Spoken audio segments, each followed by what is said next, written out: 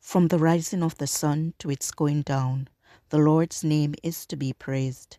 Let us open our hearts to his presence and listen for his voice in the stillness of this evening hour. Our evening sacrifice, the Desire of Ages, chapter 40, A Night on the Lake, May 22nd. Jesus calls us o'er the tumult of our lives, wild restless sea.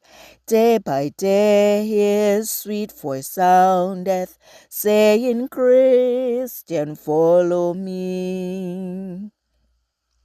This chapter is based on Matthew 14:22 to 33, Mark 6:45 to 52, John 6:14 to 21. Then those men, when they had seen the miracle that Jesus did, said, This is of a truth that the prophet that should come into the world. When Jesus therefore perceived that they would come to and take him by force to make him a king, he departed again into a mountain himself alone. John 6 verses 14 and 15.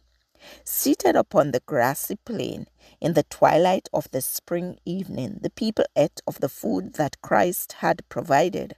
The words they had heard that day had come to them as the voice of God. The works of healing they had witnessed were such as only divine power could perform. But the miracle of the loaves appealed to everyone in that vast multitude. All were sharers in its benefit. In the days of Moses, God had fed Israel with manna in the desert. And who was this that had fed them that day but he whom Moses had foretold?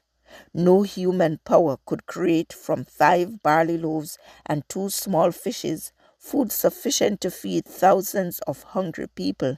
And they said one to another, This is of a truth that prophet that should come into the world. All day the conviction has strengthened.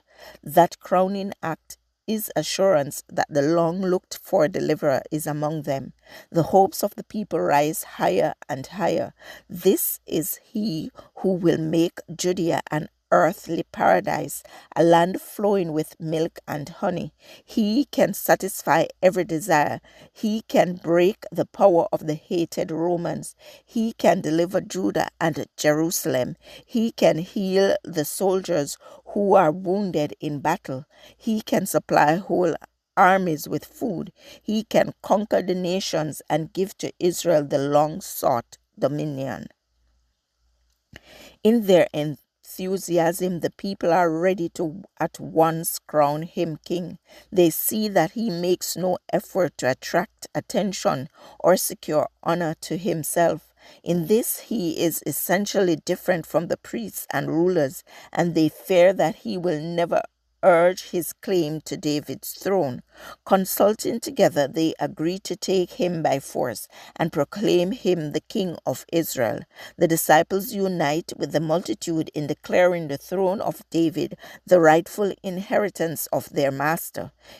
It is the modesty of Christ, they say, that causes him to refuse such honor. Let the people exalt their deliverer. Let the arrogant priests and rulers be forced to honor him who comes clothed with the authority of God. This passage was taken from The Desire of Ages, page 377 to 378. Pacific Press Publishing Association, copyright 2005, or Evening Sacrifice, May 22nd. I encourage you to connect with God and receive strength to overcome obstacles each day. Thank you for listening. Please join us tomorrow as we offer up our evening sacrifice.